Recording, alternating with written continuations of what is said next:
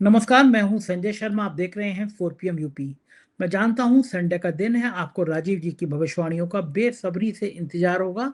बिना कोई वक्त गवाए मैं सीधा राजीव जी के पास चलता हूं। आपसे रिक्वेस्ट है, 4 PM की शॉर्ट फिल्म है जो आप देख रहे हैं, जिंदगी रोडेटेड। यूट्यूब पे जाइए, 4 PM फिल्म को सब्सक्राइब करिए और ये खूबसूरत पिक्चर देख के बताइए ये पिक्चर आपको लगी कैसे। चलते हैं राजीव जी के पास। 4 PM न्यूज नेटवर्क में बहुत बहुत स्वागत है राजीव नारायण जी। आपका कुर्ता आज बड़ा अच्छा लग रहा है, हरा हरा सा। राजीव जी, एक बहुत सीनियर आईपीएस डीजीपी रह चुके उत्तर प्रदेश के, योगी आदित्यनाथ जी के बड़े दुलारे डीजीपी थे। कल उनका फोन आया मेरे पास। वो बोले, संजय भाई, मैं आपको और आपके राजीव जी को बहुत बधाई देना चाहता हूँ। मैंने, क्या हो गया?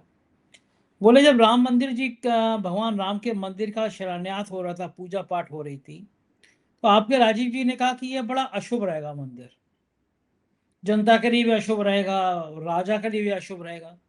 तो मैंने आपको बहुत कोसा। बोले, मेरा मतलब हिम्मत ही पड़ी कि मैं आपके मुंह पे आपको फोन करके कहता, आप मेरे दोस्त हो। लेकिन मुझे उस दिन आप पे बड़ा दुख लगा कि आप सेकुलर हो, तो इसके चक्कर में आप लोग सेकुलर होने के नाते भगवान को भी तिरस्कृत कर रहे हो, भगवान राम के मंदिर के लिए ऐसा कह रहे हो। तो मैंने बीच में टाका, मैं कहा, भाई मैं क्या कह रहा था, वो तो राजीव जी कह रहे थे। बोले, लेकिन मंच तो आपका था, आप अगर नहीं चाहते वो प्रोग्राम को नहीं जारी करते। बोले, मुझे लगा कि 4 PM को कम से कम भगवान राम के मंदिर की जिस समय पूरी दुनिया में गूंज हो रही है, उस समय ये नहीं कहना चाहिए था, क्योंकि राजीव जी कह रहे थे ये जो अधूरा मंदिर है, जो पताका लहराई नहीं है, पताका लहराने के बिना मंदिर बन नहीं सकता, अधूरे मंदिर में मूर्ति रखी नहीं जा सकती, और बड़ा अशुभ काल में ये शुरुआत हो रही है। तो बोले, मुझे लगा कि राजीव जी की बात गलत है और आपकी भी बात गलत है। बोले, अब जो घटनाक्रम हुआ उसने मेरे को हैरान कर दिया, और राजीव जी के लिए मेरे दिल में इतना सम्मान बढ़ा दिया, इतना सम्मान बढ़ा दिया, जिसे शब्दों में नहीं कहा जा सकता। पूरे दुनिया क्या, अकेला आपका चैनल था और अकेले आपके जोशी थे जो राम मंदिर के निर्माण के समय, पूजा पाठ के समय कह रहे थे ये बड़ा अशुभ साबित होगा पूजा करने वालों का। और हकीकत यह है कि मोहन भागवत और प्रधानमंत्री नरेंद्र मोदी के मुंह पे इतनी ज्यादा काले कभी नहीं पुती। जी भगवान जी राम जी। के मंदिर में अगर चंदा चोरी हो जाए, ट्रस्ट का अध्यक्ष नृपेंद्र मिश्रा जैसा शख्स हो जिसने कार सेवकों पर गोली चलाने का आदेश एक तरह का दिया, क्योंकि मुख्यमंत्री के प्रमुख सचिव वही थे, उसको ट्रस्ट का अध्यक्ष बनाया नहीं जाना चाहिए था। उसके बाद चंदा चोरी। और जब मैं प्रोग्राम आपका कर रहा था उससे 24 घंटे पहले बद्रीनाथ के कोष में भी गड़बड़ी की बात सामने आ गई। ओ। मेरे पास एक सज्जन आए मुंबई में, मुझसे बोले कि संजय जी, मेरे एक मित्र हैं। बोले, मुझसे बोले, कोई अच्छी जगह हो तो बताइए देश में। मैंने कहा, किस मतलब के लिए? बोले, वो हमारे मित्र हैं जो वो मंदिर बनाना चाहते हैं। तो मैं कहा, मंदिर बनाने के लिए अच्छी जगह क्या होती है, कहीं पे भी मंदिर बना दीजिए। बोले, नहीं नहीं, हम लोग करीब 10-15 करोड़ का इन्वेस्टमेंट करते हैं। राजीव जी, मेरे तो होश उड़ गए सुन के। बोले, हमने कुछ जगह पे इन्वेस्टमेंट किया, 10-15 करोड़ का एक भव्य मंदिर बनाते हैं, ट्रस्ट बना देते हैं और एक भव्य मंदिर बना देते हैं। जैसे ही मंदिर बनता है तो उसकी हम ब्रांडिंग करते हैं, कुछ मीडिया को पैसे देते हैं, कुछ नेताओं को पैसे देते हैं, आइए हमारे यहाँ ब्रांडिंग करिए। वो बोले, 1 साल में वो मंदिर के हमारे ट्रस्ट की आमदनी 4 गुना हो जाती है। अगर हम 10 करोड़ लगाते हैं तो हर साल 40 करोड़ रुपए आने लगते हैं। इस तरह से हमने 7-8 जगह पे ऐसे मंदिर बना दिए हैं। मैंने माथा पकड़ लिया कि भगवान के नाम की भी फैक्ट्री शुरू हो गई है। अब मैं ये देखा कि भगवान के नाम पर ये कैश, ये गोल्ड, ये सब लेना तो बंद कर देना चाहिए, क्योंकि कई और मंदिरों में धांधली शुरू हो रही है। तो जब वो एक्स डीजीपी साहब मुझसे ये कह रहे थे तो मैंने उनसे कहा कि यही नहीं, जब ट्रंप महोदय शपथ ले रहे थे पूरी दुनिया बड़ी हैरान थी, और भारत के लोग हवन कर रहे थे, जिनके दिमाग में गोबर भरा है वो भक्त भगवान विष्णु की जगह ट्रंप की फोटो लगा के हवन कर रहे थे कि ट्रंप आ गए, हमारा बिल्कुल बल्ले बल्ले हो गई।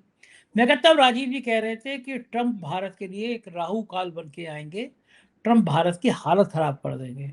और मैं कहा, तब भी मैं हैरान था राजीव जी ऐसी बात क्यों कह रहे हैं, लेकिन सच में मैं जानना चाहता हूँ राजीव जी, हनुमान जी का कौन सा कनेक्शन था? पास में हनुमानगढ़ी है कि आपने हनुमान जी के प्रिय आराध्य भगवान राम के मंदिर के निर्माण के समय, जब एंकर एंकरियां डांस कर रहे थे भगवा कपड़े पहन के, उस समय आपने ये बोलने की हिम्मत जुटाई कि ये मंदिर आधा अधूरा मंदिर, इसको बनवाने वालों को पाप लगेगा, इनकी हालत खराब होगी।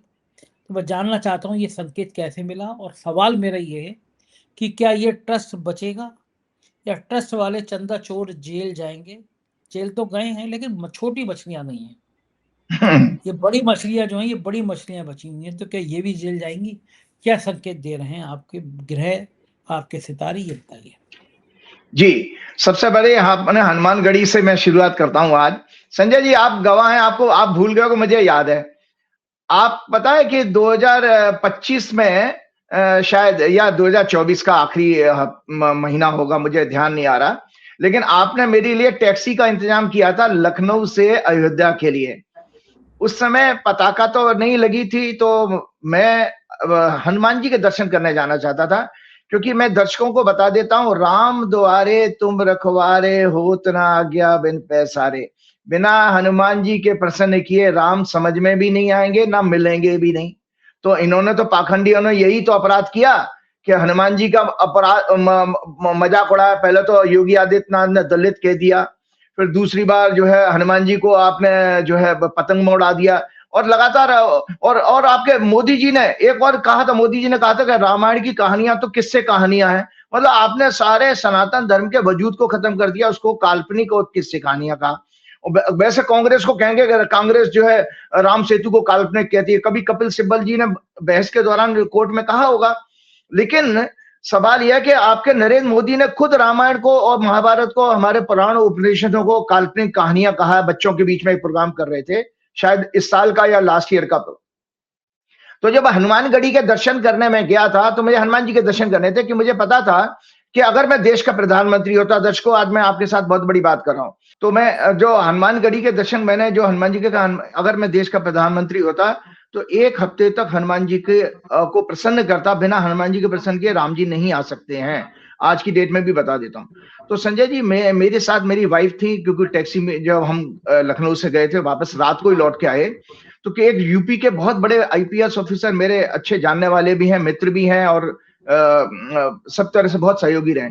उन्होंने मेरा वो वीआईपी अरेंजमेंट कराया था कि आपका अयोध्या का एसएचओ पायलट कार, मतलब वो मेरे को आगे कार में चल रहा था, और ऐसे शान शौकत के साथ मैं दर्शन करने, लेकिन मैं राम जी के दर्शन नहीं किए थे। मैं थाने में बैठा रहा, दर्शकों, मैंने अयोध्या के एसएचओ के और थाने में बैठा रहा। वाइफ को मैंने दर्शन करने भेज दिया। मैंने कहा जिस मंदिर में, मैंने कहा जब जिस चीज को मैंने आपके प्राण प्रतिष्ठा के समय मैंने खुद आप लोगों को कहा कि जब तक धर्म की ध्वजा स्थापित नहीं होती, तब तक परमात्मा में ईश्वर का तत्व नहीं आता, जिसको कि देवत्व कहते हैं, आएगा ही नहीं, मूर्ति पत्थर की बनी रहेगी। तो वो बिना धर्म की ध्वजा प्रताप क्या केवल चुनाव जीतने के उद्देश्य से मोदी जी ने कर दिया। लेकिन इसलिए मेरा कर्तव्य था कि मैं जब तक ध्वजा नहीं होगी तब तक मैं नहीं जाऊंगा। तो मैं थाने में बैठा रहा, मेरी वाइफ दर्शन करके आई। तो ये तो बात वहां से शुरुआत की बात करी। तो दूसरी बात, एक और आपका शिलान्यास के चीज की दर्शकों को जानकारी और बताता हूं कि उस समय तो गोदी मीडिया मुझे बुलाता था। 2020 की बात है, 21 से इन्होंने बुलाना बंद कर दिया। आपके एक संजय शर्मा जी, मैं नाम ले लेता हूं, बड़े पत्रकार हैं आज तक में, वो मेरे घर में मेरा प्रोग्राम करने आए थे भाई साहब। और एक और उस समय ऐसी बल्ले बल्ले थी कि एक कमरे में एबीपी न्यूज के जो है जो पत्रकार आके बैठा हुआ था, क्योंकि उसमें भी मेरा प्रोग्राम करना था, और एक कमरे में आज तक के साथ में प्रोग्राम कर रहा था। तो संजय जी, वो इसलिए क्योंकि अकेला ज्योतिषी था जिसने शिलान्यास के गलत मुहूर्त पर प्रोग्राम किया। देश में किसी की हिम्मत नहीं हुई है। और मैं कहीं किसी प्रोग्राम में सुन रहा था कि बनारस के जिन सज्जन बुजुर्ग महोदय ने जो मुहूर्त निकाले थे, वो बड़ी बड़ी बातें कर रहे थे कि मैं शास्त्रार्थ करने के लिए तैयार हूं। भैया, वो अगर मेरे सामने होते तो मैं बताता कि क्या उसमें खामियां थी। उन्होंने गलत मुहूर्त निकाले थे दोनों। तो उसका परिणाम अब आपके जो डीजीपी साहब कह रहे थे वो सच है कि चूंकि मेरा विषय है और मैं विज्ञान का विद्यार्थी हूं, तो मेरी एक ईश्वर की कृपा से मैं आज आप लोगों के सामने ओपनली कहता हूं कि बहुत अच्छी मेरी कमांड है मुहूर्त निकालने की। मतलब मुहूर्त को काल कहा जाता है, तो काल गणना मेरे को बहुत अच्छा हनुमान जी की कृपा से कृपा पात्र है। तो संजय जी, फिर क्या हुआ कि उसके बाद जब हमने कहना वो प्रोग्राम किया था और बाकी सारी चीजें आपके सामने, तो मैं अभी आपने जो ट्रस्ट की बात की, एक बहुत चौंकाने वाली बात आपको शेयर करने जा रहा हूं। एक बड़ी बड़ी अच्छी जानकारी आज लेकर के आया हूं। आज का प्रोग्राम धमाकेदार होने वाला है। Chief election commissioner Gyanesh Kumar भी इसमें इन्वॉल्व हैं। कैसे इन्वॉल्व हैं इस चंदा चोरी कांड में? सुन लीजिए, ये आपके लिए चौंकाने वाली इंफॉर्मेशन और पूरी रिसर्च करके मैं लेकर के आया हूं। कैसे? ज्ञानेश कुमार गुप्ता 1988 के केरल कैडर के आईएएस अफसर हैं और 2018 से 2021 के बीच में गृह मंत्रालय में एडिशनल सेक्रेटरी थे। ये अतिरिक्त सचिव थे, एडिशनल सेक्रेटरी। और संजय जी, उन्होंने श्री राम जन्मभूमि निर्माण कार्य में महत्वपूर्ण भूमिका निभाई, ये स्पेशली भूमि परचेज करने में, क्योंकि ये वे ट्रस्ट के एक्टिव मेंबर रहे हैं 2018 से 21, मतलब 20 से लेके 21 के बीच में, और इन्होंने चंपत राय के अंडर में काम किया है।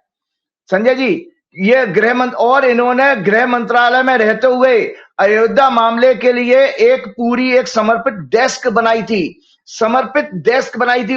उसका नेतृत्व यह ज्ञानेश कुमार कर रहे थे। तो अब आप सोच लीजिए कि इस अयोध्या के चंदा चोरी का जो के तार जो हैं वो कहां तक जुड़े हुए हैं, होम मिनिस्ट्री तक। दर्शकों, फिर रिपीट कर रहा हूं, एक हेल्पिंग डेस्क होम मिनिस्ट्री में बनाई गई थी, ट्रस्ट भी जो है होम मिनिस्ट्री ने बनाई है, और उस ट्रस्ट का क्या नाम है, उस डेस्क ने ही जो है क्या नाम है, सारे मंदिर को फैसिलिटेट किया है। जमीनें खरीदने में पूरा ज्ञानेश कुमार गुप्ता का नाम है। मजे की बात देखिए, सारे के सारे बनिए हैं। हालांकि मैं सभी बनियों को लिए नहीं कह रहा हूं, लेकिन फिर भी ये दर्शक चिंतन करें, देशवासी।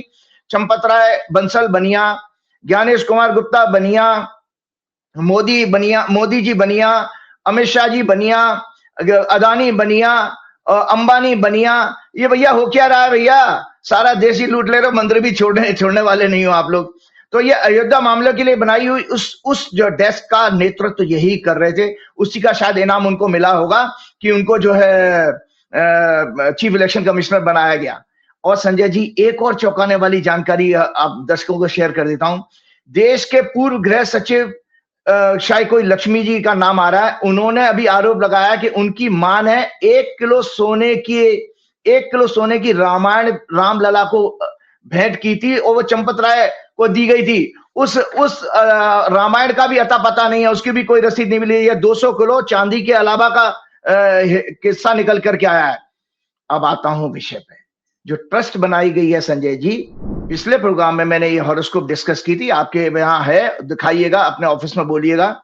इस ट्रस्ट को जो है, जो गजट नोटिफिकेशन हुआ था 5 फरवरी 2020 को, और 00 आवर 1 मिनट पर इसकी ट्रस्ट की फॉर्मेशन हुई। तुला लगन की जो है, मैं सब जो है उसमें डिटेल में नहीं जाऊंगा, लेकिन फिर से उसका फलादेश पढ़ देता हूं, आगे का भविष्य भी जो आपने प्रश्न आपका था। संजय जी, मैंने इसमें जो वेरी इंपॉर्टेंट पोर्शन लिखा उसको जरूर हाईलाइट कराइएगा अपने ऑफिस में बोल करके। मैंने लिखा है कि इसमें D10 चार्ट, जो खासतौर से कर्म के लिए बनता है चार्ट, वर्किंग के लिए, 410 एक्सिस अत्यंत पीड़ित है, जिसमें 10वें भाव में राहु, 4th हाउस में सूर्य बुध मंगल केतु से पीड़ित हैं और अंगारक योग बना रहे हैं। इसीलिए इस ट्रस्ट में हमेशा चोरी और भ्रष्टाचार करने वाले लोग जुड़ेंगे, जो मंदिर की संपत्तियों को महमूद गजनी, औरंगजेब, बाबर, तैमूर की तरह दोनों हाथों से लूटेंगे। सूर्य दोनों हॉरोस्कोप में पीड़ित है, अतः सरकार ब्यूरोक्रेट्स भी उस चोरी की बहती गंगा में हाथ धोएंगे। मतलब इसमें सरकार भी इन्वॉल्व है, ब्यूरोक्रेट्स भी आपके इन्वॉल्व हैं, आपके नृपेंद्र मिश्रा भी नपने वाले हैं, आप याद रखिएगा। और साथ में मैंने ये भी कहा था कि इन दोनों हॉरोस्कोप में आपका D10 में और लग्न चार्ट में 9th हाउस 9th लॉर्ड दोनों पाप ग्रहों के प्रभाव में, अतः न्याय, नैतिकता, सदाचार इस संस्था की सदैव मृत अवस्था में रहेगी, डेड स्टेट में रहेगी, और ना ही इनका तीर्थ स्थान के कल्याण और आध्यात्मिक उन्नति में इन लोगों की कोई रुचि होगी। महाभ्रष्ट, करप्शन, विदेशों में पैसा यहां से ट्रांसफर करने के भी योग हैं, क्योंकि इनका 5वां घर भी पीड़ित है। 5वें घर से करप्शन देखा जाता है। दर्शकों हमेशा याद रखिएगा, करप्शन अगर आप किसी की कुंडली में देखना है, 5वां घर अगर उसका पीड़ा है, मतलब बुद्धि, उसकी मन और बुद्धि पीड़ित है, तो वो ऐसा आदमी करप्ट जरूर होगा। इस ट्रस्ट के कार्यकाल में दुखी होकर मूर्ति का देवत्व औरा नष्ट होता रहेगा।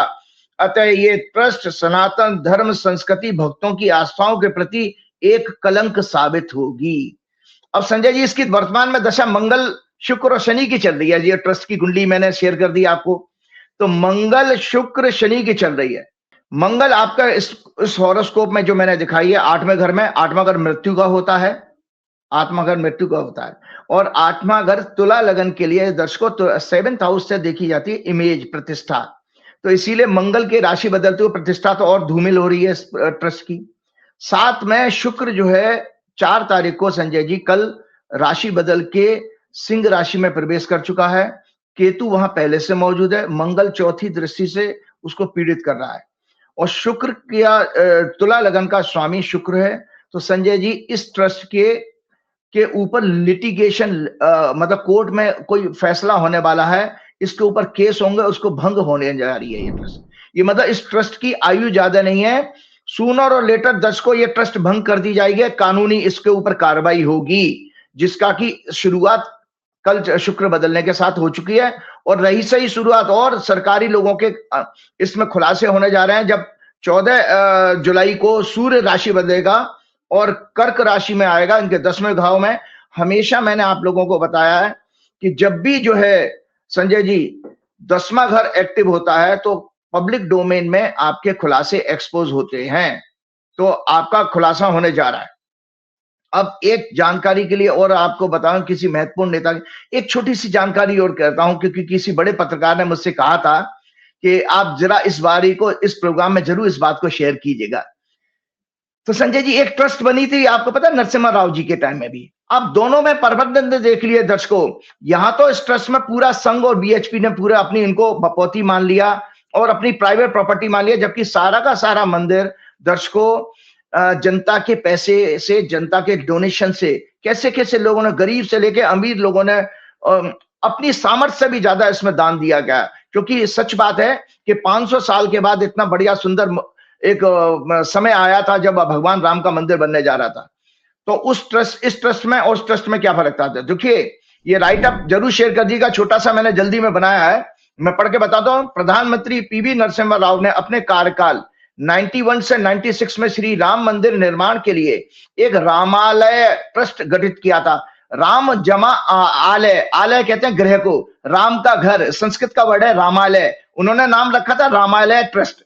रामालय ट्रस्ट गठित किया था, उसका उद्देश्य केवल अयोध्या में श्री राम मंदिर का निर्माण था। इसे व्यापक और अपॉलिटिकल बनाया गया, अराजनीतिक था ये। इसमें कोई बीएचपी और संघ के लोग नहीं थे, कोई पॉलिटिकल आदमी भी नहीं था, धार्मिक ट्रस्ट के रूप में पेश किया गया। इसमें सनातन धर्म के सभी शंकराचार्य, पीठाधीश्वर और हिंदू संप्रदाय के प्रमुख लोग शामिल किए गए थे। केंद्र सरकार ने अयोध्या अधिनियम 93 के तहत लगभग 67 एकड़ भूमि एक्वायर कर ली थी। नरसिंह राव को वीएचपी आरएसएस पर भरोसा नहीं था। दर्शकों ध्यान रखिएगा, उस समय के प्रधानमंत्री नरसिम्हा राव जो बहुत ही विद्वान थे और 17 भाषाओं को जानने वाले थे, और उनको आरएसएस बीएचपी पर भरोसा नहीं था, इसीलिए उन्होंने ना सौंप कर एक नई वैकल्पिक ट्रस्ट बनाई जिसमें सभी हिंदू परंपराओं, अद्वैत, द्वैत, विशिष्टाद्वैत आदि का रिप्रेजेंटेशन था।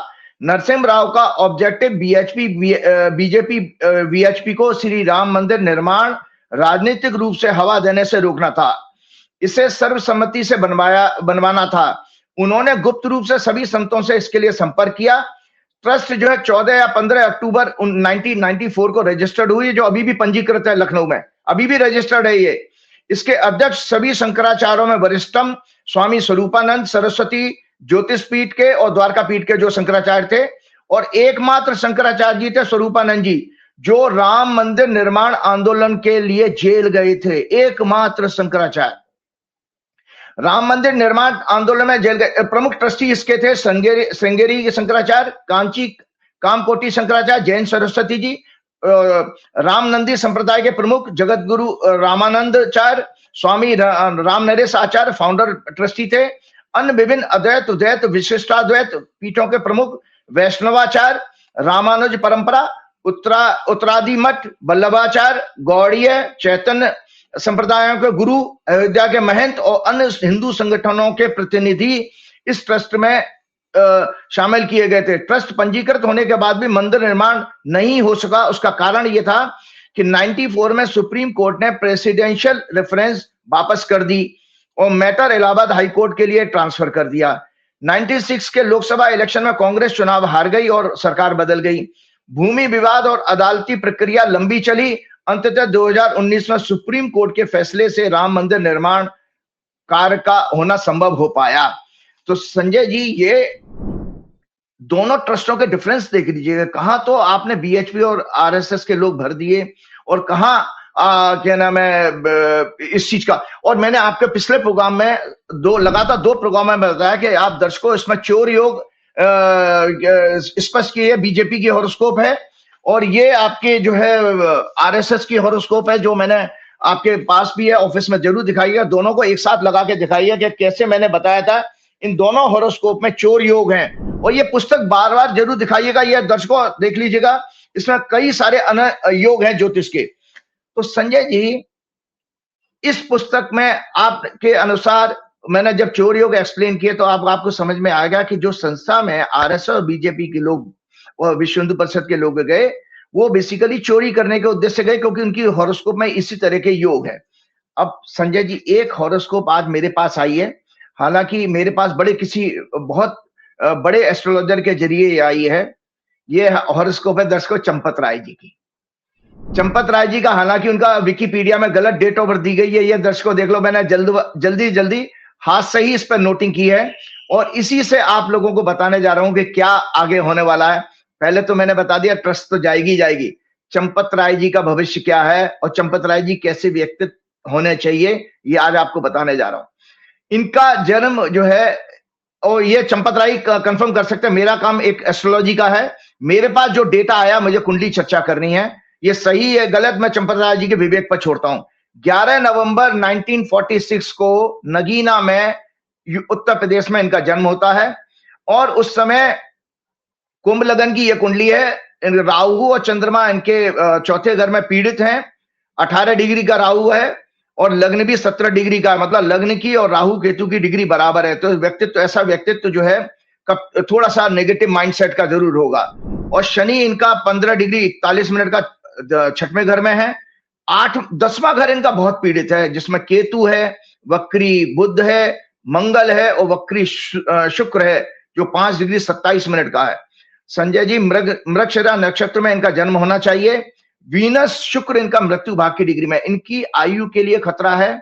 संजय जी, एक चौंकाने वाली बात और आज आप लोगों को बता देता हूं कि इवन इनकी जान के लिए भी खतरा है। इनको सुरक्षा प्रदान करनी चाहिए कि इनको किसी तरह से षड्यंत्र के तहत किसी तरह का, क्योंकि 80 साल के हो गए, 1946 का बर्थ है, हॉरोस्कोप में अच्छा योग नहीं है। अष्टमेश बुध जो है मंगल से पीड़ित हैं 10वें भाव में और इनकी इस समय दशा भी ये चल रही है। अब मैं आगे ज्योतिष की विवेचना कर देता हूं, जो बहुत अच्छी हॉरोस्कोप नहीं है इनकी। ये सूर्य और जो है बृहस्पति इनके जरूर अच्छे बैठे हैं 9th हाउस में, तो अच्छी आत्मा तो है, लेकिन कभी कभी क्या होता है, गुड सोल भी व्यसन माया के कारण, क्योंकि 10वां घर अगर किसी का पीड़ित होगा पाप ग्रहों के प्रभाव में, दर्शकों सुन लो ना, 4-10 एक्सेस अगर पाप ग्रहों के प्रभाव में किसी की हॉरोस्कोप में पीड़ित है, तो ऐसा व्यक्ति मायाग्रस्त संसार में कार्य करेगा। वो आध्यात्मिक हो, चोला तिलक लगा लेगा, गेरुआ कपड़े पहन लेगा योगी आदित्यनाथ की तरह, लेकिन वो माया से जुड़ा रहेगा। तो ये चंपत राय जी का है। इनका जब जन्म हुआ था तो मंगल सूर्य और शनि की दशा थी। 5 फरवरी 2020 को जब ये ट्रस्ट के लिए महासचिव बनाए गए थे, तो उस समय बुध में बृहस्पति की दशा थी, जो 212 एक्सिस में बैठे हैं। वर्तमान दशा संजय जी इनकी बहुत खराब है। केतु राहु 31 मई 2026 से केतु में राहु और राहु की दशा शुरू हो चुकी है। राहु का ही अंतर्दशा है, राहु की प्रत्यंतर दशा है। और ये देखिए वो केतु राहु 4-10 एक्सिस एफ्लिक्ट हो गई। मंगल इनके जन्म के चंद्रमा से गोचर कर रहा है, टॉरस का 20 जून से आ गया। उससे पहले मंगल का 45 दिन, ये तब 3rd हाउस में मंगल रहा होगा, तो उनके 10वें भाव में सारे जन्म के ग्रहों को देख रहा था। ज्योतिष के प्रेडिक्शन करने की कलाएं मैं आपको बता रहा हूं कि जन्म के सारे ग्रह केतु बुध मंगल शुक्र सारे गोचर के मंगल से पीड़ित हो रहे थे, आपके 20 जून से पहले वाले मंगल में भी और अभी भी हो रहे हैं। तो लिहाजा इनका सारा स्कैंडल जो ओपन हुआ वो इसी पीरियड में हुआ है, क्योंकि 4 जून के आसपास संजय जी, चंपत राय जी का जहां तक मैंने भी कहीं सुना 4 जून के आसपास चंपत राय जी को सूचना मिली थी चोरी की, और उसके बाद सारी चीजें आपके साथ हैं। मेष के मंगल की 8वीं दृष्टि जन्म के मंगल पर अभी रही है, जो पिछले गोचर में 20 जून से ट्रांजिटिंग मार्स गोचर कर रहा है जन्म के राहु चंद्र पर, जिसे 12th लॉर्ड शनि भी देख रहा है गोचर का। इसीलिए और कुंभ लगन के लिए शनि 12वें घर का लॉर्ड भी है, इसीलिए उनको रिजाइन करना पड़ा ट्रस्ट से। अब मैं आपको एक बता रहा हूं, देखिए मेरी हॉरोस्कोप से मैं चंपत राय जी से कभी मैं मिला नहीं और ना मेरा कोई संपर्क है, लेकिन मैं केवल और प्योर एक एस्ट्रोलॉजर होने के नाते विवेचना कर रहा हूं कुंडली की। तो ध्यान से सुनिएगा कुंडली की विवेचना। ऐसे घटिया आदमी को 500 वर्षों के संघर्ष के बाद बनने वाले प्रभु श्री राम मंदिर के निर्माण का कार्य सौंपा गया, जो अनैतिक सेक्स संबंधों का ग्रह योग लेकर जन्मा है। इनकी कुंडली में दर्शकों अनैतिक अननेचुरल सेक्स का भी योग है, क्योंकि इसमें कामोत्तेजना का कॉम्बिनेशन है। मंगल वक्री है और शुक्र भी वक्री है, साथ में बुध है। बुध युवाओं का प्रतीक माना जाता है।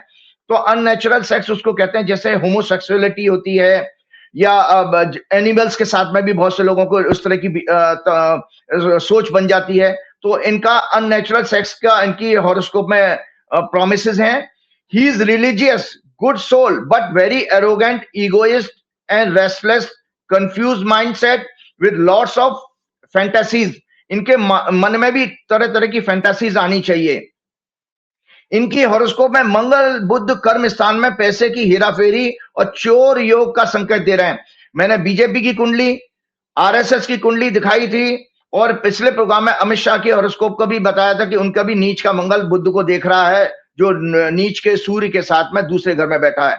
तो ये कॉम्बिनेशन चोर योग जो जातक तत्वों के हिसाब से मैंने आपको बताया, तो इनकी हॉरोस्कोप में मंगल बुध साथ है, तो चोर योग इनकी कुंडली में भी दिखाई दे रहा, और इनके तो 10वें घर में ही बैठा है, और मंगल इनका जो है 3rd लॉर्ड है। इसीलिए दर्शकों इनके एसोसिएट्स भी चोर होने चाहिए। यही कारण है कि टिन्नू यादव है, कौन है जो इनका ड्राइवर था, इनके एसोसिएट चोरी में पकड़े गए, क्योंकि इनके एसोसिएट्स भी इसी तरह के लोग होंगे। और इस तरह के लोगों की जैसे इनकी हॉरोस्कोप है, इनको किसी तरह का इनके इंटरेस्ट के हिसाब से, जो मैंने अननेचुरल सेक्स कहा है, इस तरह के इंटरेस्ट के हिसाब से इनको ब्लैकमेलिंग किया जा सकता है, जो उनको इनकी सबसे बड़ी जो वीकनेस है।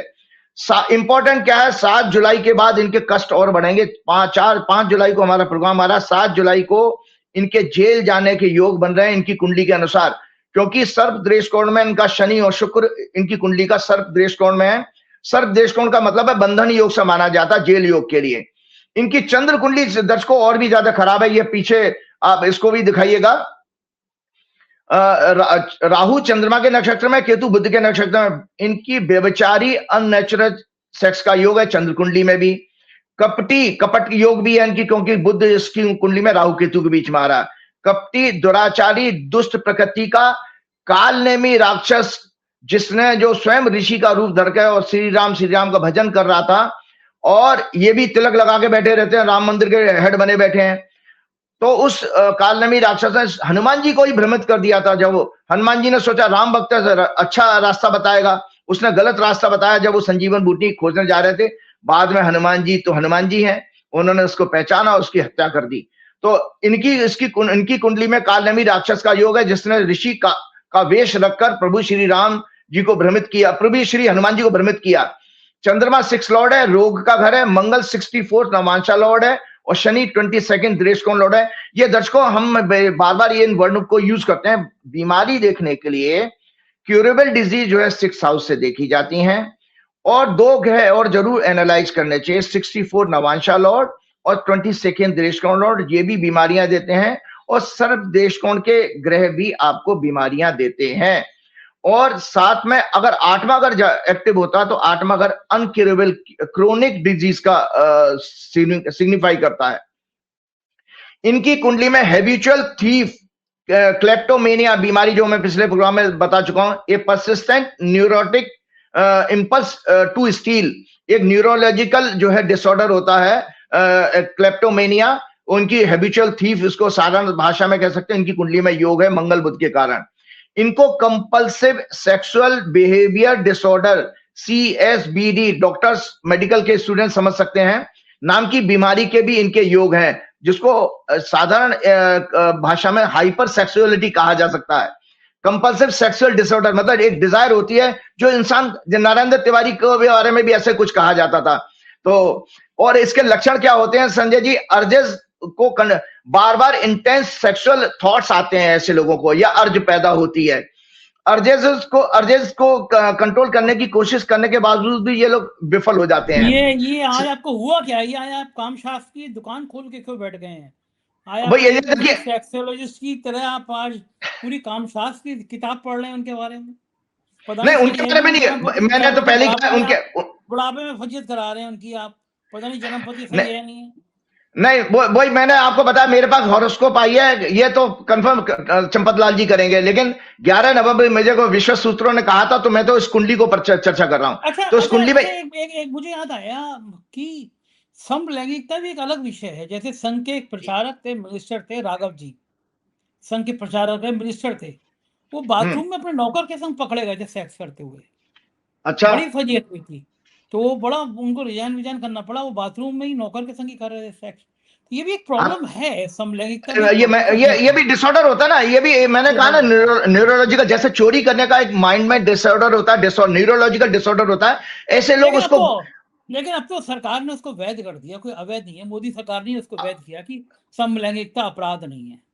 आपको याद है ना, लास्ट ईयर 2025 में एक न्यूज आई थी, केरल के एक 27 साल के लड़के ने आत्महत्या की थी, जिसके फादर खुद आरएसएस के प्रचारक थे, और वो आरएसएस में ज्वाइन किया था उसने सुसाइड इसलिए की क्योंकि जब इनकी जो ओटीसी होती है, जाने कहां, तो वहां पर उसके साथ उसको कई अपने जब वो इनकी बैठकों में जाता था तो उसका शोषण हुआ था, सेक्सुअल शोषण।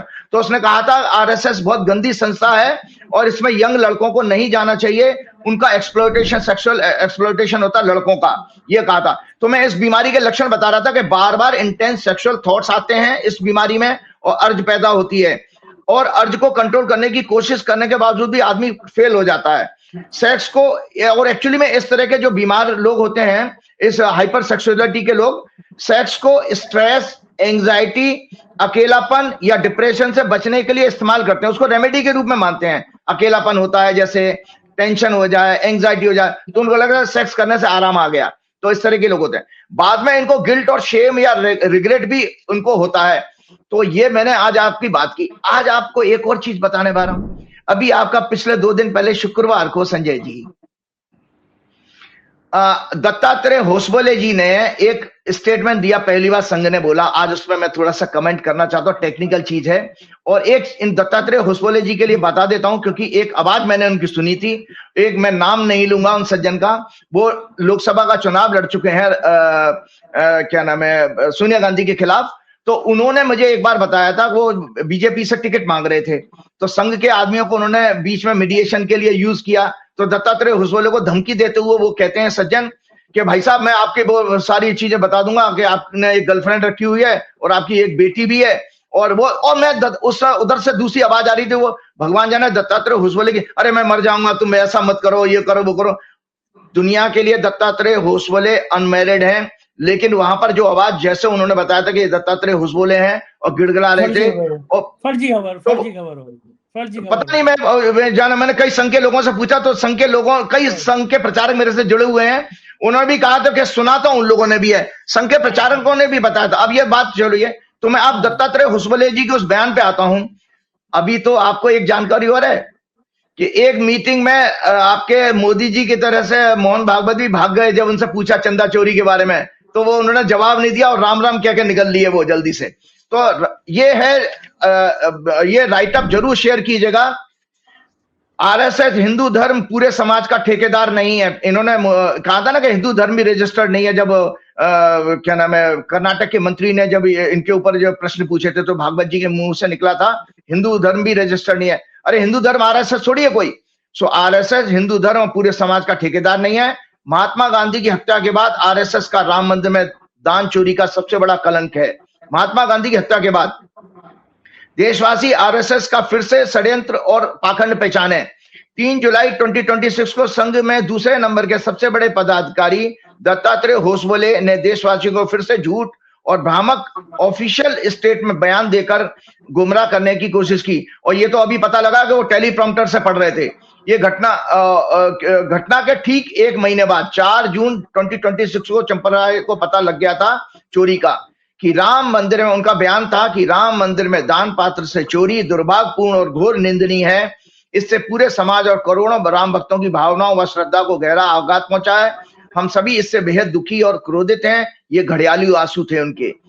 वो कहते हैं जो भी दोषी पाया जाए उसे कड़ी से कड़ी सजा मिलनी चाहिए। उन्होंने मंदिर ट्रस्ट, जिस भ्रष्ट ट्रस्ट पर अब देशवासियों को कोई ट्रस्ट नहीं है, और प्रशासन से अपील की इस घटना को अपवाद मानकर मंदिर प्रबंधन, वित्तीय व्यवस्था और संचालन में सभी कर्मियों को गंभीरता से दूर करें ताकि भक्तों की आस्था अटूट बनी रहे। उन्होंने हिंदू समाज से अपील की इस मुश्किल घड़ी में धैर्य और संयम रखें। हिंदू विरोधी और राष्ट्र विरोधी ताकतें क्या कह रहे हैं जनाब, ये काल नेमी राक्षस है ना, चोरी खुद करी है और दूसरों को उपदेश दे रहे हैं कि हिंदू समाज से अपील की इस मुश्किल घड़ी में धैर्य और संयम रखें।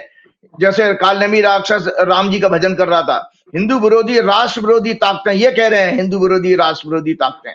क्या इसमें सभी अयोध्यावासी, वहां के एडवोकेट्स, सभी संत महात्मा, शंकराचार्य और करोड़ों भगवान राम के देशभक्त आते हैं जो चंदा चोरी पर प्रश्न उठा रहे हैं? इस घटना का फायदा उठाकर हिंदू धर्म और समाज को बदनाम करने की साजिश रच रही हैं विदेशी ताकतें, ये कह रहे हैं राष्ट्र विरोधी ताकतें। इन्हें नाकाम करें। राम मंदिर में दान चोरी, अयोध्या में भूमि घोटाले, मंदिर निर्माण में 40% कमीशन आदि जघन्य अपराधों पर प्रश्न पूछना कब से हिंदू धर्म को बदनाम और कमजोर करना बन गया? इनसे कोई पूछे। देशवासी मुसोलिनी, इटली का तानाशाह, अमेरिका, इजराइल आदि विदेशी ताकतों से बने हिंदू विरोधी, समाज विरोधी, मानवता विरोधी, राष्ट्र विरोधी, संविधान विरोधी, प्रजातंत्र विरोधी, महिलाओं, छात्र, किसानों, आदिवासियों, गरीब, मजदूर विरोधी आदि शंकराचार्य द्वारा स्थापित सनातन धर्म, वेद, पुराण, गीता, उपनिषद विरोधी संगठन कौन से आरएसएस, बीएचपी, बीजेपी के इस सच को जाने।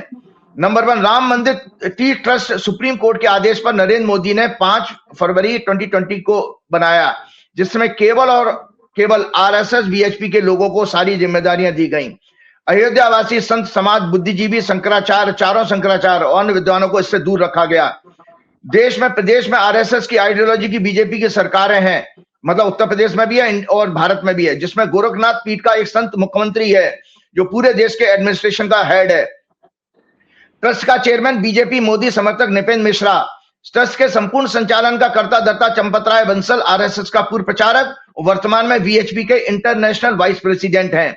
अनिल मिश्रा आरएसएस के प्रचारक और प्राण प्रतिष्ठा में मोदी भागवत के साथ क्या नाम है, यजमान बने थे। वो एक्टिवली इसको देख रहे थे। आचार्य विवादास्पद गोविंद गिरी, मोदी को प्राण प्रतिष्ठा के बाद चम्मच से पंचामृत पिलाने वाले आरएसएस के पूर्व प्रचारक और कोषाध्यक्ष हैं इस ट्रस्ट के। मंदिर और ट्रस्ट में 200 से ज्यादा सभी वर्कर्स आरएसएस बीएचपी बैकग्राउंड के हैं। बिहार बीजेपी नेता की एक सिक्योरिटी एजेंसी के 400 से ज्यादा प्राइवेट गार्ड्स जो कि मंदिर की सुरक्षा देखते हैं और चंपतराय को डायरेक्टली रिपोर्ट करते हैं, जिनकी निगरानी में दान पात्रों से धन, जेवरात, सोना, चांदी निकाला जाता था, उसकी काउंटिंग होती थी। इतना ही नहीं, एसबीआई द्वारा भेजे गए काउंटिंग एजेंट्स भी एक फर्म द्वारा आउटसोर्सिंग करके चंपतराय की रिकमेंडेशन पर रखे गए। देशवासियों को आश्चर्य होगा कि राम मंदिर ट्रस्ट और मंदिर की व्यवस्था में लोगों को पैसे लेकर नौकरियां दी जाती थी, ऐसे आरोप भी लग रहे हैं। 1989 से लेकर आज तक राम जन्मभूमि आंदोलन, निर्माण और अब संचालन व्यवस्था में तो पूरी तरह से आरएसएस, वीएचपी, बीजेपी का ही महत्वपूर्ण रोल है। किसी बाहरी व्यक्ति संस्था का नहीं है। तो कौन सी राष्ट्र विरोधी ताकतें आ गई? पूरे देश में इन सभी अधर्मी कालनेमी राक्षसों के वंशज श्री हनुमान जी का निरंतर अपमान करने वाले लोगों को पूर्ण रूप से एकमात्र मंदिर अयोध्या में राम मंदिर का संचालन दिया गया। और इन लोगों ने सिर्फ 2 वर्षों में, ठीक 2 वर्षों में, कुछ महीने में ही 2 वर्ष और कुछ महीनों में खेला करना शुरू कर दिया। 22 जनवरी 2024 को प्राण प्रतिष्ठा होती है और 7 जून 2026 को ये सारे खुलासे हो रहे हैं। महमूद गजनी ने तो 24 से 25 वर्षों तक केवल 17 बार हिंदू मंदिरों को नष्ट किया, उन्हें लूटा। लेकिन चंपतराय, मोदी, योगी, आरएसएस, बीएचपी के गैंग ने सिर्फ 43 डेज में 70 टाइम्स से ज्यादा, 70 बार से ज्यादा चोरी की श्री राम मंदिर में, और उनका धंधा तो 5 फरवरी 2020 को भूमि पूजन के बाद ही जमीनों के घोटाले से शुरू हो गया था। उससे पहले भी 1992 से इस आंदोलन को लगातार राम भक्तों द्वारा दिए जा रहे दान का कोई हिसाब किताब आज तक इन्होंने सार्वजनिक नहीं किया है। इसलिए देशवासी स्वयं चिंतन करें, क्या आरएसएस हिंदू विरोधी, सनातन धर्म विरोधी, राष्ट्र विरोधी, मानवता विरोधी, प्रजातंत्र विरोधी, न्याय विरोधी, संविधान विरोधी संस्था नहीं है।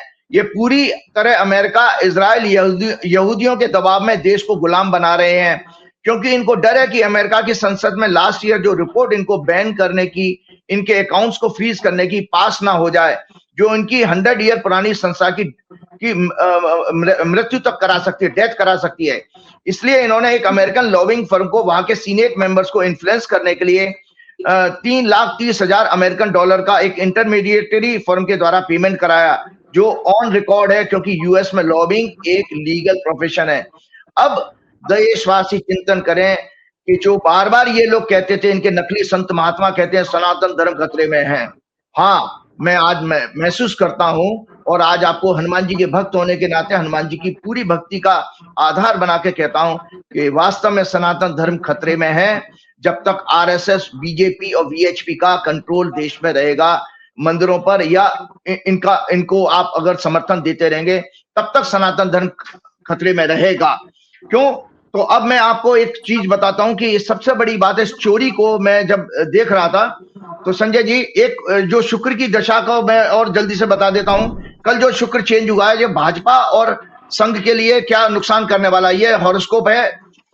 शुक्र 4 जुलाई 2026 को सायंकाल 7:14 पर राशि परिवर्तन करके सिंह राशि में प्रवेश करेगा। उस समय ब्रह्मांड में धनु लग्न उदय हो रहा है। चंद्रमा शतभिषा नक्षत्र राहु के नक्षत्र में है। राहु जुपिटर दशा 6-8 एक्सिस की है। डेमोक्रेसी, न्याय, संविधान, दया, करुणा, मोरालिटी, मंदिर, तीर्थ का भाव 9th हाउस पाप ग्रहों के प्रभाव में है, क्योंकि इस कुंडली में, धनु लग्न की कुंडली में, चंद्रमा राहु के साथ 3रे घर में, शनि 4थे घर में, मंगल 6वें घर में, सूर्य 7वें भाव में, जुपिटर मरकरी 8वें भाव में, वीनस और केतु पीड़ित होंगे 9th हाउस में। तो इसलिए ये 9वां घर पीड़ित है। कुंडली का 8th लॉर्ड मून पाप ग्रहों के प्रभाव में है। 5th लॉर्ड मंगल शनि से पीड़ित है। ये मंगल भारत की कुंडली के लग्नेश 6th लॉर्ड शुक्र को भी पीड़ित कर रहा है। इसीलिए ये जो शुक्र का ट्रांजिट है, जो महीना भर 27 दिन रहता है संजय जी, तो भारत की हॉरोस्कोप 15 अगस्त 1947 वर्तमान दशा चल रही है मंगल राहु शनि। भारत की हॉरोस्कोप में लग्नेश और 6th Lord Venus 4th house domestic affairs में 4थे घर में प्रवेश कर चुका है, जहां वो मंगल और केतु से पीड़ित है। भारत के लिए समय अत्यंत दुखद समाचार लाने वाला होगा। कई वाहन दुर्घटनाएं, एयर, रोड और रेल, फायर इंसिडेंट्स बढ़ेंगी, आतंकवादी हमले होंगे, होस्टाइल वेदर के कारण जान माल का भारी नुकसान। ये समय व्यापक आंदोलन का होगा, जिसमें देश के कई वर्गों से छात्रों को शिक्षा में करप्शन के मुद्दे पर, फार्मर्स, सामान्य वर्ग, दलित वर्गों का समर्थन भी मिलता रहेगा। भाजपा सरकार संविधान को बदलने का असफल प्रयास करेगी, जिसके कारण धार्मिक स्थलों, तीर्थ स्थानों पर व्यापक भ्रष्टाचार, कॉरिडोर करप्शन, जमीन घोटालों में पूरे विपक्ष सहित आम जनता आंदोलित होगी, जो हिंसक रूप ले सकता है। सरकारी की दमनकारी कार्रवाई के बाद ये आंदोलन और तेज हो जाएगा। भाजपा की कुंडली में इस शुक्र के परिवर्तन का क्या फर्क पड़ेगा? 6 अप्रैल 1980, क्योंकि इनकी चंद्रमा में शुक्र की दशा चल रही है। तो शुक्र का राशि परिवर्तन और पाप ग्रहों के प्रभाव में आना आरएसएस और बीजेपी के लिए बहुत बहुत अशुभ है, क्योंकि इनकी शुक्र की दशा चले। हमेशा याद रखिए, ज्योतिष का सिद्धांत है, अगर ग्रह पाप ग्रहों के प्रभाव में है तो उसमें अगर और आपकी दशा चल रही है, आपकी जन्म कुंडली में भी वो पीड़ित है, क्योंकि बीजेपी की कुंडली में शनि से पीड़ित है और आरएसएस की कुंडली में भी शुक्र शनि से पीड़ित है 12वें भाव में, तो ये दोनों को ज्यादा इफेक्ट करेगी।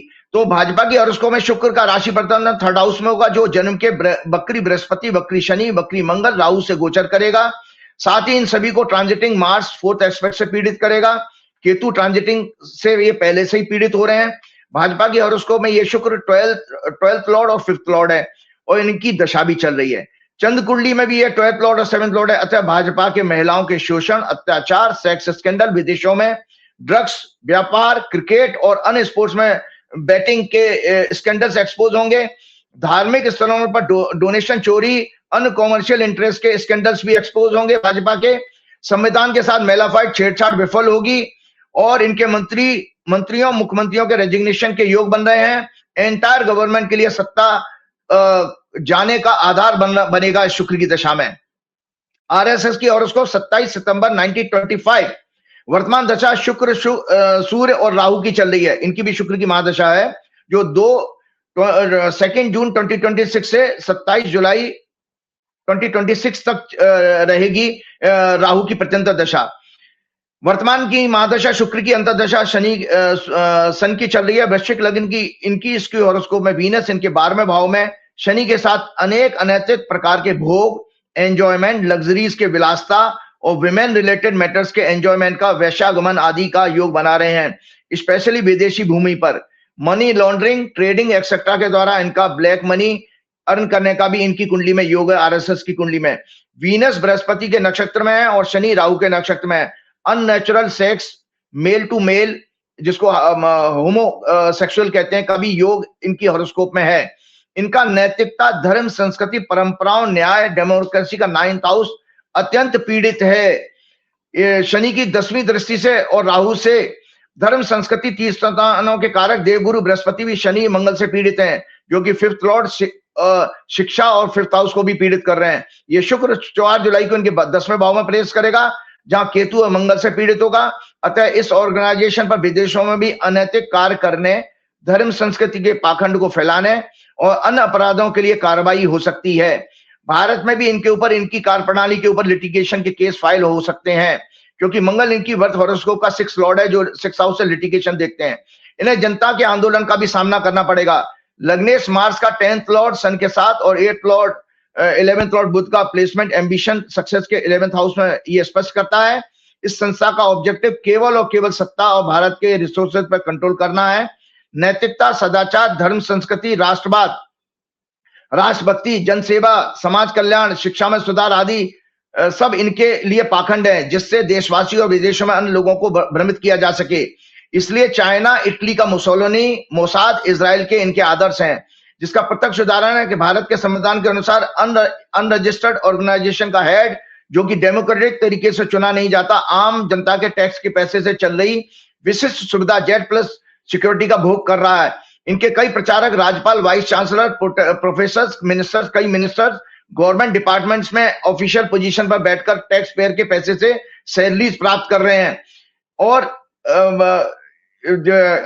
सबसे बड़ी बात है कि एक और चीज है कि अब आगे एक प्रश्न में लेता हूं, जो मैंने आपको मंगल की दशा का भी बताया था। ये मंगल का कुंडली दशा का छोड़ देता हूं कि ये मंगल जो है भारत के लग्न में है और 4थे घर को पीड़ित कर रहा है, तो इसलिए बड़े आंदोलन की तैयारी तो हो रही है और इसमें आउट ऑफ कंट्रोल सिचुएशन हो जाएंगी। संजय जी, एक चीज और मैं बता रहा हूं आज आपके लिए। 15 मार्च दर्शकों, मैंने 15 मार्च के प्रोग्राम में संजय जी आपके यहाँ संवत्सर की 2083 की रौद्र संवत्सर की कुंडली चर्चा की थी। मैंने कहा था कि इनके इकोसिस्टम मतलब जो उनको सपोर्ट करें, गोदी मीडिया है, कॉर्पोरेट के लोग हैं, फिल्म एक्टर्स हैं, है ना, जितने लोग इनको, और ब्यूरोक्रेट्स भी हैं, इनके भी स्कैंडल्स एक्सपोज होंगे, ये मैंने कहा था। तो देखिए 15 मार्च के बाद की घटना, आरएसएस फंस गई, बीएचपी भी फंस गई आ रही है और कॉर्पोरेट के लोग भी फंसेंगे। तो ये अब आपको एक प्रत्यक्ष एक ताजा उदाहरण बता रहा हूं, ये राइटअप है, जरूर शेयर कीजिएगा संजय जी। सबसे पहले आपने कहा था ना, मैंने कहा था एक चीज है कि याद रखिए, मैंने एक आपको लोगों को ये बताई थी कि एक महाभारत का कोट शेयर किया था, हमारे कर्म हमें उसी तरह, महाभारत का ये कोट है, हमारे कर्म हमें उसी तरह पहचान लेते हैं, पीछा करते हैं, जैसे कि जानवरों के झुंड, हर्ड में गाय का बछड़ा अपनी मां गाय को पहचान लेता है। अर्थात सभी को अपने अच्छे या बुरे कर्मों का फल इसी जीवन में, उनका फलों का परिणाम भोगना पड़ेगा। तो संजय जी, ये जो टेक्निकल चीज बता ना, कॉर्पोरेट का लोगों का मैंने बात कही थी ना, इसके साथ ही हम आगे प्रोग्राम को एंडिंग की तरफ जा रहा है हमारा प्रोग्राम। भाजपा संघ मोदी के इकोसिस्टम को काल का दंड। वेदांता ग्रुप का, ध्यान से सुनिए दर्शकों, वेदांता ग्रुप के मालिक Anil Agarwal belongs to a modest Marwadi family of Patna, Bihar. Currently he resides in London. Anil Agarwal Bhajpa संघ के प्रमुख समर्थक रहे हैं और अभी भी इन्होंने अकाउंटिंग ईयर 25 में बीजेपी को 97 करोड़ लास्ट ईयर से चौगुना डोनेशन दिया। इलेक्टोरल बॉन्ड्स के जरिए टोटल 26 करोड़ की फंडिंग की बीजेपी को। इनके 2 बच्चे थे, एक बेटा और एक बेटी। अभी जनवरी 2026 में इनके एकमात्र बेटा अग्निवेश अग्रवाल, जो यूएस न्यूयॉर्क में स्कीइंग दुर्घटना के बाद हॉस्पिटल में रिकवर हो रहे थे, अचानक हार्ट फेल होने से उनका निधन हो गया, जिसे अनिल अग्रवाल ने अपने जीवन का सबसे अंधेरा दिन बताया था। क्योंकि ये देखिए काल का दंड है, एकमात्र बेटा था वो भी चला गया। तो ये भाजपा को समर्थन करने वाले अंधभक्त देखें कि आपको हनुमान जी किस तरह से दंड देने वाले हैं। इसी तरह संजय जी, आज मैं एक चौंकाने वाली बात कर रहा हूं। मैं एक ज्योतिषी होने के नाते चर्चा कर रहा हूं। मेरे किसी से द्वेष नहीं है, ना अमित शाह से। अमित शाह जी की ये हॉरोस्कोप है दर्शकों। अमित शाह जी की हॉरोस्कोप में भी 5वां घर पीड़ित है, पंचमेश भी नीच के मंगल से पीड़ित है, और चंद्र कुंडली में भी है। अतः मैं अमित शाह जी आपसे प्रार्थना करूंगा कि आप ये गंदे काम और अधर्म के काम छोड़ दीजिएगा। परमात्मा आपको भी कुछ इस तरह के दंड की प्लानिंग कर रहा है। अमित शाह 22 अक्टूबर 1964 को बंबई का जन्म है। कन्या लगन की बर्थ हॉरोस्कोप में 5th Lord 5th house Shani और शनि इनका मंगल के नक्षत्र में प्लेस्ड इन 6th हाउस, जो कि 6वें घर में बैठा है, और 8th लॉर्ड और नीच के मंगल से पीड़ित हो रहा है। मंगल का डिस्पोजिटर चंद्रमा 8th हाउस में मंगल की राशि में है। शनि की 3rd एस्पेक्ट से पीड़ित हो रहा है। मंगल बुध के नक्षत्र में और बुध राहु के नक्षत्र में। नीच के सूर्य मंगल के नक्षत्र के साथ 2nd हाउस में, जिन्हें नीच का मंगल पीड़ित कर रहा है। मून चार्ट में भी मेष लगन बनता है। Moon chart 5th Lord 5th house पीड़ित है। 2nd लॉर्ड 7th लॉर्ड शुक्र भी पाप ग्रहों के प्रभाव में है। जुपिटर इनका 22nd दृष्टिकोण लॉर्ड है, और मंगल 64 नवांशा लॉर्ड है। वर्तमान इनकी बृहस्पति में बुध की दशा शुरू हो चुकी है, जो 6-8 एक्सेस में है हॉरोस्कोप में। 28 अप्रैल 2026 से 3 अगस्त 2028 तक रहेगी। अतः हमें अपने आधार्मिक कर्मों का त्याग करना चाहिए। मैं एक आचार्य होने के नाते अमित शाह जी आपको सलाह दे रहा हूं, आपको आधार्मिक कर्मों का त्याग करना चाहिए स्वयं के लिए, और अपने एकमात्र पुत्र के लिए आने वाला समय अनेक अशुभ समाचारों का योग बना रहा है, जिसे काल का दंड ही मानना चाहिए। स्वयं प्रभु श्री राम भी नहीं बदल पाएंगे, क्योंकि काल का दंड उन्होंने भी भोगा है।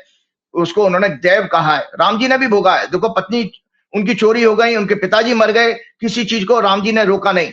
संजय जी, इसी तरह से एक हॉरोस्कोप बहुत दिखाने जा रहा हूं। इस प्रोग्राम में मैंने आपको 31 मई 2026 के प्रोग्राम में ये शेयर किया था, गौतम अदानी जी की हॉरोस्कोप। मैं बार बार ये बता रहा था कि एक किस तरह से आपके इकोसिस्टम को परमात्मा दंड देने जा रहा है।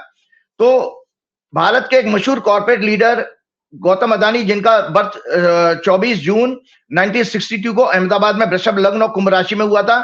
इनके बारे में मैंने 31 मई के प्रोग्राम में आपको एक एस्ट्रोलॉजिकल एनालिसिस आप लोगों से शेयर की थी। इनके ऊपर यूएस कोर्ट में चल रहे कुछ मैटर्स में सेटलमेंट के रूप में total penalty $293 million American dollar देने का डिपार्टमेंट ऑफ जस्टिस डीओजे ने समझौता किया था। इसके लिए अदानी ग्रुप ने डोनाल्ड ट्रंप के और अमेरिका के सबसे बड़े महंगे अटॉर्नी को हायर किया था। गौतम अदानी पर 6 मिलियन सिविल पेनल्टी लगी थी, और 12 मिलियन अमेरिकन डॉलर सागर अदानी पर लगी थी, टोटल 18 मिलियन। इसके अतिरिक्त ट्रेजरी सेटलमेंट में अदानी एंटरप्राइजेज ने 275 मिलियन भी जमा किया था, जो कि ईरान सैंक्शंस वायलेशन के लिए जमा किए गए थे। डिफेंडेंट्स को परमानेंटली रेस्ट्रेंट किया गया इस ऑर्डर के अनुसार, एंजॉइन किया गया सिक्योरिटीज फ्रॉड लॉस का उल्लंघन करने से। सिविल पेनल्टी का भुगतान कोर्ट जुरिडिक्शन मेंटेन रखा गया एनफोर्समेंट के लिए। तो टोटल पेनल्टी इन्होंने पे की $293। और इसके अतिरिक्त अदानी ग्रुप ने 10 बिलियन अमेरिकन इकोनॉमी में इन्वेस्टमेंट करने का लगभग 84,000 करोड़ रुपया बनता है। जो अदानी जी ने पैसा जमा करने का डिपार्टमेंट ऑफ जस्टिस में इनका केस सेटल हुआ था, वो 27,894 करोड़ है। और जो 10 बिलियन डॉलर बनता है, 84,000 करोड़ का इन्होंने पैसा क्या नाम है अमेरिका में इन्वेस्टमेंट करने का कहा। 15,000 जॉब्स डेवलप करने का प्रस्ताव डिपार्टमेंट ऑफ जस्टिस डीओजे को दिया गया था, जिसके बाद यूएस ने ये चार्जेस ड्रॉप कर दिए। लेकिन संजय जी, फिर उसी बात पर काल के दंड के ऊपर बता रहा हूं। 27 जून 2026 को लेटेस्ट न्यूज है, डीओजे ने 18 मई 2026 को ब्रुकलिन की एक federal court eastern district court of New York में क्रिमिनल इंडाइटमेंट को डिसमिस करने का मोशन फाइल किया था। उन्होंने कहा कि प्रोसिक्यूशन डिस्क्रिप्शन के तहत अब इस मैटर पर कोई संसाधन खर्च नहीं करना चाहते। गोदी मीडिया, गोदी म्यूचुअल फंड इन्वेस्टर ने इस डेवलपमेंट को खूब चीयर किया और अदानी ग्रुप के शेयर्स में जबरदस्त उछाल आया कि उनको भाई अदानी जी के केस खत्म हो गए, लेकिन विधाता को कुछ और ही मंजूर था। लेकिन 26 जनवरी 2026 को डिस्ट्रिक्ट जज निकोलस ने इस मोशन को इमीडिएट अप्रूव करने से मना कर दिया। जज ने डीओजे के आर्गुमेंट को बहुत संक्षिप्त, सतही और अनक्लियर बताया और कहा कि इसमें sufficient facts and legal basis नहीं दिए गए हैं। इस तरह यह केस फिर से रिवाइव हो गया है। जज ने डिपार्टमेंट ऑफ जस्टिस को 13 जुलाई की डेट दी है और उनको डिटेल इसका रिप्लाई रिटन क्लेरिफिकेशन देने का आदेश दिया है। वर्तमान में गौतम अदानी की दशा चल रही है शुक्र में बृहस्पति में शुक्र 30 नवंबर 2026 तक रहेगी। चंद्र कुंडली में वीनस, राहु, शनि, केतु और मंगल से पीड़ित हैं और 6 और 12 की एक्सेस में अत्यंत अशुभ योग बना रहे हैं। वीनस इनकी कुंडली में जो है याद रहे वीनस इनकी बर्थ हॉरोस्कोप का 6 लॉर्ड लिटिगेशन का लॉर्ड भी है और 6 लॉर्ड 6 हाउस पर 12th लॉर्ड मंगल की दृष्टि है और शनि की 10वीं एस्पेक्ट भी है। अतः वीनस की महादशा इनको, संजय जी ध्यान से सुनिए, वीनस की महादशा इनको आर्थिक और हेल्थ ग्राउंड पर भारी कष्ट देने वाली साबित होगी। वीनस 4 जुलाई को जो कल बदला है राशि में, 4थे घर में इनके प्रवेश कर चुका। टॉरस लग्न की कुंडली है और मंगल और इनकी हॉरोस्कोप दिखाइएगा जरूर। इनकी हॉरोस्कोप है ये वाली गौतम अदानी जी की, ये हॉरोस्कोप है। इसमें वीनस इनके 4थे घर में प्रवेश कर रहा है और मंगल केतु के अंगारक योग से पीड़ित हो रहा है। 13 जुलाई को अमावस्या पड़ रही है तो इनकी शनि की 7.5 की आखिरी ढैया चल रही है। कोर्ट से इनको निराशा हाथ लगने वाली है 13 जुलाई को, मतलब इनको डिसअपॉइंटमेंट होगी कोर्ट ने। और साथ ही आने वाला फ्यूचर गौतम अदानी के लिए अच्छा नहीं है। इनके भी हालात अनिल अंबानी की तरह बनेंगे। अनिल अंबानी के पास 45,000 करोड़ का कर्जा था। इनके हालात भी अनिल अंबानी जैसे इनकी कुंडली में योग है, अनिल अंबानी जैसा बैंकरप्ट हो गए। और आपको दर्शकों प्रोग्राम समाप्त करने से बता देता हूं, पहले गौतम अदानी पर टोटल कर्जा सितंबर 2025 के अंत तक 3,36,000 करोड़ का कर्जा, 3,36,000 करोड़ का कर्जा, जिसमें डोमेस्टिक बैंक्स का लगभग 50% है और इसमें सरकारी बैंक का 18% है और ग्लोबल बैंक का 23%, ग्लोबल कैपिटल मार्केट्स का 18% और हमारे भारतीय शेयर मार्केट का 6% है और बाकी अदर्स में 3% है। चलते चलते मैं आपको ये बता देता हूं, तो ये तो काल के दंड की बात मैंने कही। अब एक मन को शांति वाली बात आपके लिए भी है, हमारे लिए भी है, सारी देशवासियों के लिए। मैंने एक योग की बात करी थी, तो 4 स्टेज बता करके एक आध्यात्मिक टॉपिक के साथ प्रोग्राम समाप्त करता हूं। संजय जी, हम लोग जो अभी आपस में बात कर रहे हैं इसको एवेकनिंग स्टेट कहते हैं, जागृत अवस्था।